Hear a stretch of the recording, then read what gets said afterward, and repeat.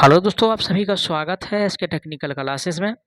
तो चलिए दोस्तों, आज बात करने वाले हैं 128 नंबर क्वेश्चंस और 128 नंबर क्वेश्चंस के बाद जितना सारा प्रश्न है यानी कि 150 तक सभी प्रश्न को देखेंगे, क्योंकि इससे पिछला वाला वीडियो में 128 नंबर से जितना यानी कि क्वेश्चन जो है 127 नंबर तक सभी प्रश्न को कर चुके थे।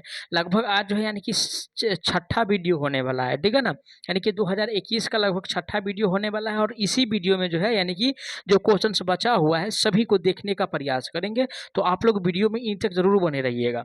साथ ही साथ आज का जो 128 नंबर क्वेश्चन से दिया हुआ है, क्वेश्चंस में कह रहा है कि फ्लोरोसेंट लैंप को डैश पर प्रचालित करना चाहिए। कौन सा लैंप है भाई? तो फ्लोरोसेंट लैंप है ना। और फ्लोरोसेंट लैंप को दोस्तों अगर हाई फ्रिक्वेंसी पे है ना, अगर हाई फ्रिक्वेंसी पे इसको प्रचालित करेंगे तो यानी कि लैंप यानी कि जो उसका जो वो जो संकेत होगा दोस्तों बेहतर, यानी कि जो उसका यानी कि वोल्टेज होगा वो काफ़ी अच्छा होने वाला है, यानी कि बेहतर प्रदर्शन जो है ये होने वाला है अगर उच्च वोल्टेज पे सॉरी उच्च फ्रिक्वेंसी पर अगर इसको संचालित करते हैं यानी कि चलाते हैं। तो ऑप्शन 4 में दिया हुआ है, क्या कह रहा है? बेहतर प्रदर्शन के लिए उच्च फ्रिक्वेंसी संकेतों पर यानी कि संचालित करना चाहिए। तो राइट आंसर ऑप्शन इसका 4 सही होने वाला है। आगे बढ़ते नेक्स्ट क्वेश्चन पे। आज का अगला प्रश्न दिया हुआ है ना, क्वेश्चन में कह रहा है कि किसी लैंप वुंड वाली डीसी मशीन में समानांतर मार्गों ए और ध्रुव पी की संख्या के बीच क्या दर्शाता है? ठीक है, किसमें कह रहा है दोस्तों?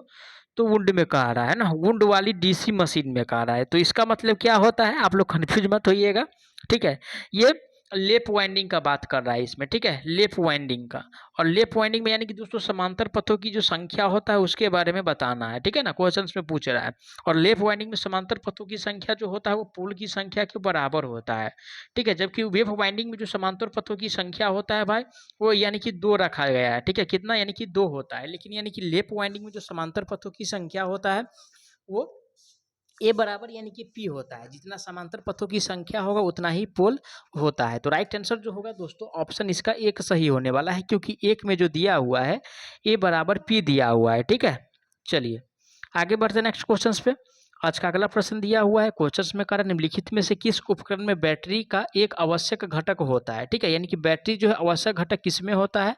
तो यूपीएस। यूपीएस का सबसे पहले फुल फॉर्म जानने का आप लोग प्रयास जरूर कीजिएगा, क्योंकि यूपीएस का जो फुल फॉर्म होता है दोस्तों अनटरप्टेड पावर सप्लाई होता है। क्या होता है? अनटरप्टेड। ठीक है ना, अनटरप्टेड अनटरप्टेड पावर सप्लाई होता है। ठीक है, अनटरप्टेड पावर सप्लाई होता है। ठीक है, ये क्वेश्चन एग्जाम में पूछा जाता है।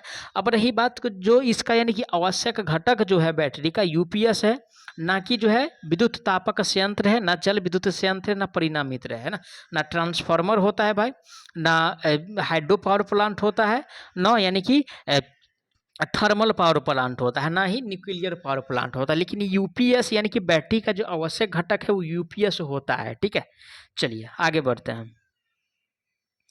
नेक्स्ट प्रश्न आज का जो दिया हुआ है, क्वेश्चन में कह रहा है कि प्रकाश वोल्टीय सेल डैश होता है। कौन सा सेल है भाई? तो प्रकाश वोल्टीय सेल। और प्रकाश वोल्टीय सेल में जो पदार्थ प्रयोग किया जाता है वो सेमीकंडक्टर पदार्थ होता है। कैसा पदार्थ होता है? सेमीकंडक्टर पदार्थ उसमें यूज करते हैं। ठीक है, अब सेमीकंडक्टर पदार्थ पे जो यानी कि सूर्य का किरण पड़ता है तो क्या होता है भाई?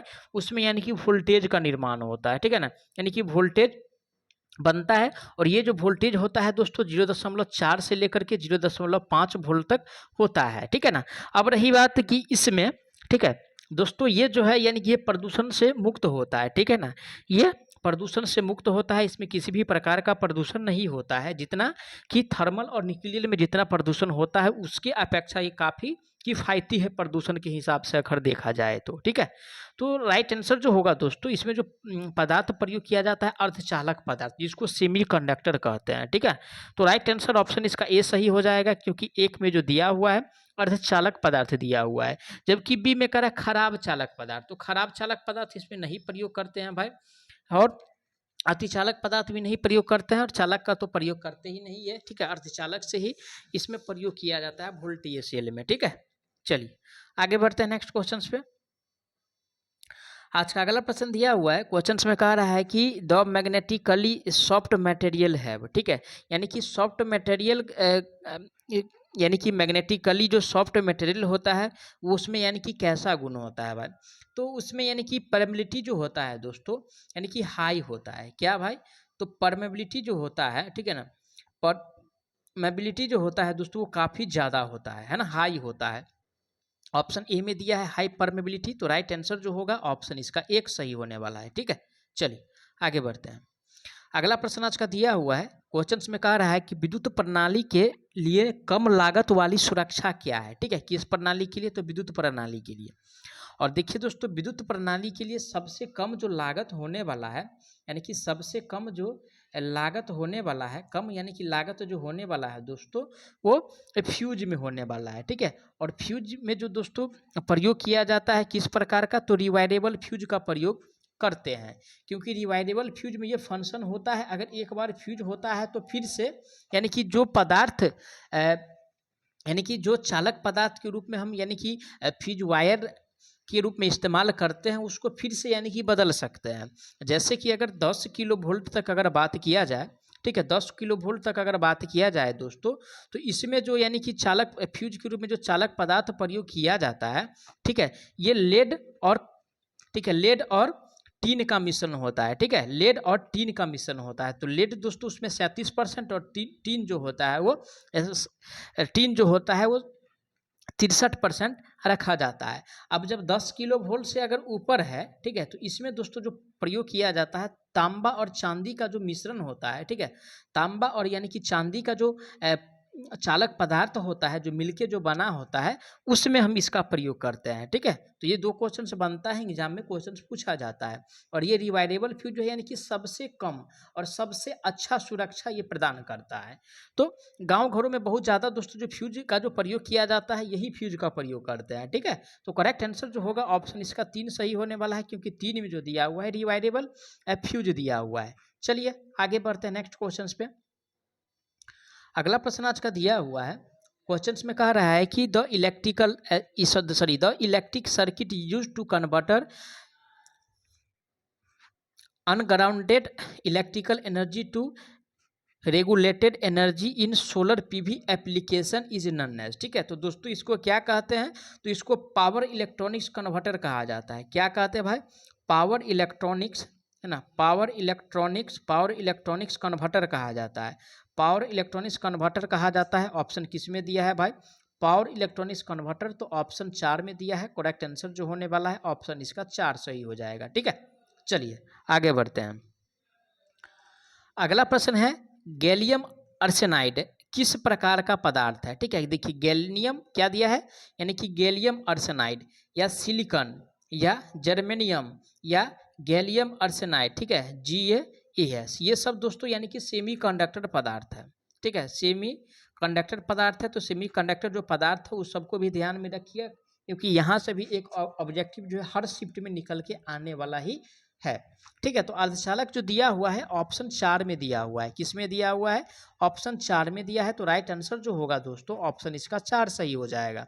जबकि चालक पदार्थ, तो ये भी तो चालक पदार्थ है, लेकिन यानी कि जितना चालक पदार्थ में गुण होता है चालकता का उतना गुण इसमें नहीं होता है।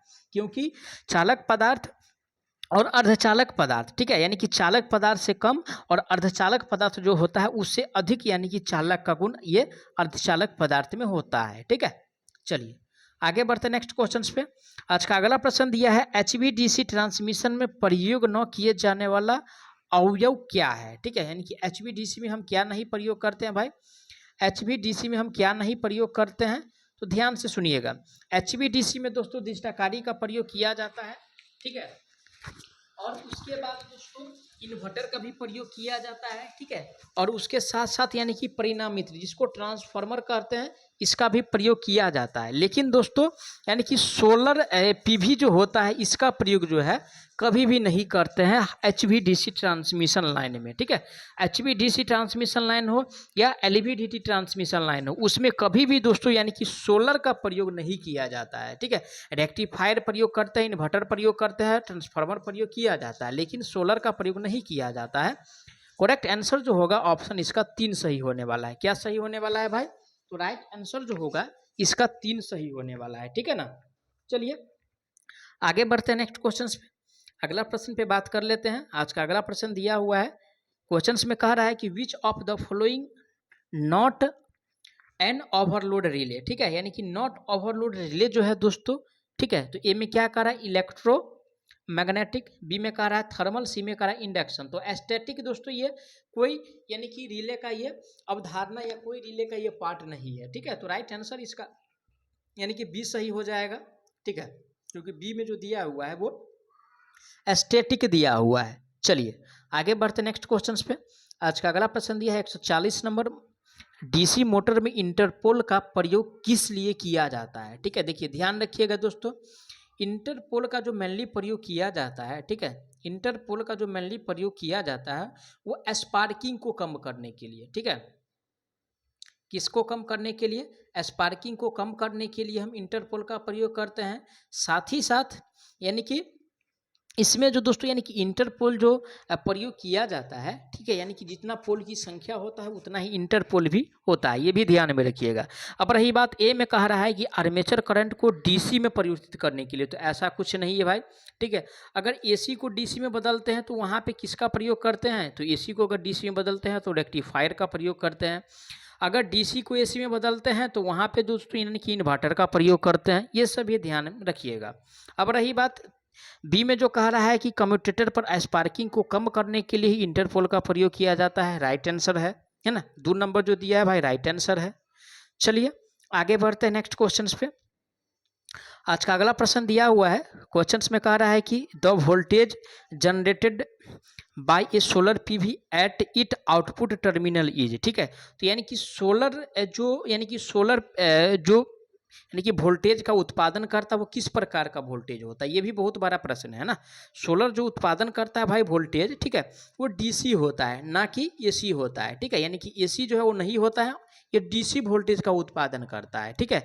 0.4 से लेकर के 0.5 वोल्ट के आसपास ये उत्पादन करता है। तो ये भी ध्यान में रखिएगा, ये डीसी वोल्टेज ही उत्पन्न करता है ना कि एसी वोल्टेज उत्पन्न करता है, ठीक है ना। तो राइट आंसर जो होगा दोस्तों ऑप्शन ए में दिया हुआ है DC voltage, correct answer option इसका एक सही होने वाला है, ठीक है। अगला प्रश्न पे चलते हैं। आज का अगला प्रश्न दिया हुआ है, क्वेश्चंस में कह रहा है कि the initially cost of which type of transmission line is high, ठीक है। तो देखिए दोस्तों, अगर ओवरहेड ट्रांसमिशन लाइन के द्वारा अगर ट्रांसमिट की जाती है लाइन को, तो वहाँ पे जो है यानी कि कॉस्ट जो होने वाला है वो कम होने वाला है अकॉर्डिंग टू अंडरग्राउंड की अपेक्षा, है ना। अंडर ग्राउंड की अपेक्षा दोस्तों वहाँ पे जो खर्च होने वाला है कम होने वाला है, ठीक है। और तो यानी कि राइट आंसर जो होगा ऑप्शन इसका डी सही हो जाएगा, क्योंकि डी में जो दिया हुआ है अंडर ग्राउंड ट्रांसमिशन लाइन अगर भेजा जाता है कहीं पे तो उसमें यानी कि खर्च सबसे ज़्यादा है, ठीक है ना। यानी कि जो लगाया गया है ना, जो यानी कि जैसे कि पीवीसी कंड्यूट हो या रबर का कंड्यूट हो या VAR कंड्यूट हो, यानी कि जिसके द्वारा यानी कि अंडरग्राउंड के माध्यम से अगर एक जगह से दूसरे जगह पर यानी कि ले जाते हैं तो यानी कि कॉस्ट काफ़ी ज़्यादा बढ़ने वाला है। तो इसलिए यानी कि इसका प्रयोग जो है अंडरग्राउंड के रूप में नहीं किया जाता है, ठीक है। ओवरहेड के द्वारा यानी कि प्रयोग किया जाता है, क्योंकि उसमें यानी कि कॉस्ट कम होता है ना, खर्च कम होता है। साथ ही साथ यानी कि कोई फॉल्ट अगर होता है तो ढूंढने में भी आसान होता है ओवरहेड में। लेकिन अगर अंडरग्राउंड में कोई फॉल्ट होता है तो ढूंढने में आप समझ सकते हैं कि बहुत कठिनाई होता है। तो इसीलिए इसी के दृष्टिकोण से जो है कोई भी लाइन को जो है ओवरहेड के द्वारा ही ट्रांसमिट किया जाता है, ठीक है। तो राइट आंसर ऑप्शन इसका 4 सही होने वाला है, क्योंकि 4 में जो दिया हुआ है अंडरग्राउंड ट्रांसमिशन लाइन, ठीक है। चलिए आगे बढ़ते हैं। अगला प्रश्न आज का दिया हुआ है, क्वेश्चंस में कह रहा है विच of the following type is not used a single phase induction motor starting type, ठीक है। यानी कि सिंगल फेज इंडक्शन मोटर में दोस्तों हम किसका प्रयोग नहीं करते हैं, ठीक है, स्टार्टिंग टाइप। तो ए में जो दिया हुआ है कैपेसिटेड स्टार्ट मोटर, बी में कह रहा है 2 वैल्यू कैपेसिटेड मोटर और 4 में कह रहा है कि रेसिस्टेंस स्प्लिट मोटर। तो नहीं किया जाता है दोस्तों वोल्टेज डिप मोटर का, ठीक है ना। वोल्टेज यानी कि डिप कौन सा मोटर है भाई, ठीक है, वोल्टेज डिप मोटर जो दिया है कौन सा मोटर है, इसका प्रयोग कभी भी नहीं करते हैं। राइट आंसर होगा ऑप्शन इसका 3 सही होने वाला है, ठीक है ना, क्योंकि 3 में जो दिया हुआ है वोल्टेज यानी कि डिप मोटर दिया हुआ है। आगे बढ़ते हैं नेक्स्ट क्वेश्चन पे। आज का अगला प्रश्न दिया है पवन टरबाइन को MPPT नियंत्रण को डैश के द्वारा प्राप्त नहीं किया जा सकता है, किसको भाई, तो पवन को। और पवन क्या होता है भाई, तो पवन का मतलब क्या है, यानी कि एयर, ठीक है, हवा के द्वारा, है ना, हवा के द्वारा जो है, हवा के द्वारा यानी कि बिजली पैदा करना या बिजली बनाना, ठीक है, यानी कि विद्युत बनाना। तो दोस्तों यानी कि जो प्राप्त नहीं किया जाता है वो सन ट्रैक्टर होता है, जो कि ऑप्शन 4 में दिया है। करेक्ट आंसर जो होगा ऑप्शन इसका 4 सही होने वाला है, ठीक है। इसका तो राइट आंसर 4 सही हो जाएगा। चलिए आगे बढ़ जाते हैं नेक्स्ट क्वेश्चन पे। अगला प्रश्न है आज का सॉरी, एक high pressure mercury vapour lamp किस प्रकार का लैंप है? कौन सा भाई? तो high pressure mercury vapour lamp. और दोस्तों high pressure mercury vapour lamp जो है वो डिस्चार्ज लैंप है, ठीक है, डिस्चार्ज लैंप है। ये ध्यान में रखिएगा किस प्रकार का लैंप है, तो ये डिस्चार्ज लैंप है। ऑप्शन किस में दिया हुआ है डिस्चार्ज लैंप? तो ऑप्शन 2 में दिया है। करेक्ट आंसर जो होगा ऑप्शन इसका 2 सही होने वाला है। आगे बढ़ते हैं नेक्स्ट क्वेश्चन पे। आज का 146 नंबर प्रश्न है, एक एन प्रकार का अर्धचालक उन अशुद्धिया तत्वों का समावेश करके निर्मित किया जाता है जिसमें डैश होते हैं, ठीक है। क्या है भाई? तो एन प्रकार है। देखिए यानी कि जो पदार्थ होता है वो 2 प्रकार का होता है, अशुद्धिया जो तत्व होता है 2 प्रकार का, एक पी टाइप होता है, ये ध्यान रखिएगा, और एक यानी कि एन टाइप होता है। इसमें तो एन टाइप पूछ रहा है, तो पी टाइप का मतलब क्या हुआ और एन टाइप का मतलब क्या हुआ, ये भी ध्यान में रखिएगा, ठीक है। तो पी टाइप में ट्राईवेलेंट का प्रयोग करता है, किसका? ट्राईवेलेंट का प्रयोग करते हैं, और एन टाइप में पेंटावेलेंट का प्रयोग करते हैं, ठीक है, पेंटावेलेंट का प्रयोग करते हैं। अब रही बात पेंटा का मतलब क्या? 5 हुआ, ट्राई का मतलब क्या यानी कि 3 हुआ। तो इसमें क्या कह रहा है भाई? तो एन वाला पूछ रहा है। तो एन वाला जो दिया हुआ है 5 सीओजी इलेक्ट्रॉन जो दिया हुआ है ऑप्शन 3 में दिया है। करेक्ट आंसर जो होगा दोस्तों ऑप्शन इसका 3 सही हो जाएगा, ठीक है। चलिए आगे बढ़ते हैं। 147 नंबर क्वेश्चन है, उस पर भी डिस्कस करते हैं। क्या क्वेश्चन में कह रहा है कि if the solar irradiance increase the solar PV then power output will be. अगर देखिए दोस्तों ये इंक्रीज हो रहा है तो इसका आउटपुट भी दोस्तों यानी कि बढ़ने वाला है, ठीक है, यानी कि इंक्रीज हो जाएगा। अगर ये बढ़ रहा है तो ये भी यानी कि जो पावर है आउटपुट का ये भी बढ़ने वाला है। ऑप्शन 3 में दिया हुआ है बढ़ रहा है, तो करेक्ट आंसर जो होगा ऑप्शन इसका 3 सही हो जाएगा। आगे बढ़ते हैं। 148 नंबर क्वेश्चन क्या है उस पर भी बात कर लेते हैं। 148 नंबर क्वेश्चन है, किसी सोलर पीवी का पीवी चक्र कैसा होता है, ठीक है, यानी कि पीवी चक्र कहा रहा है, ठीक है। देखिए पीवी यानी कि चक्र कहा रहा है, और 2021 में जो दोस्तों यानी कि सोलर से, है ना, सोलर से जो है लगभग जो है 2 से यानी कि 3 क्वेश्चन पूछा था, ठीक है। तो समझ सकते हैं कि कितना इंपॉर्टेंट टॉपिक है सोलर सेल का, ठीक है। अब रही बात यानी कि इसका जो चक्र होता है दोस्तों अरैखिक होता है, ठीक है, क्या होता है? अरैखिक होता है, ठीक है। अब रही बात यानी कि ओम्स लॉ का है, अगर पूछ दे क्वेश्चन में कि ओम्स लॉ का यानी कि वक्र कैसा होता है, तो लीनियर होता है यानी कि रैखिक होता है, ये भी ध्यान में रखिएगा। ओम्स लॉ का रैखिक होता है, सोलर का अरैखिक होता है। राइट आंसर जो होगा दोस्तों अरैखिक जो दिया हुआ है ऑप्शन ए में दिया है। करेक्ट आंसर ऑप्शन इसका ए सही होने वाला है, ठीक है। रैखिक किसका होता है? तो ये डीसी का होता है, ठीक है। चलिए आगे बढ़ते हैं नेक्स्ट क्वेश्चन पे।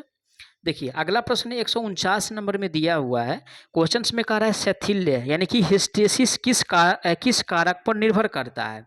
तो देखिए दोस्तों हिस्टेसिस लॉस जो डिपेंड करता है वो फ्लक्स घनत्व, ठीक है, फ्लक्स घनत्व और यानी कि फ्रीक्वेंसी जो होता है दोस्तों उस पर यानी कि डिपेंड करता है, ठीक है, उस पर ये डिपेंड करता है।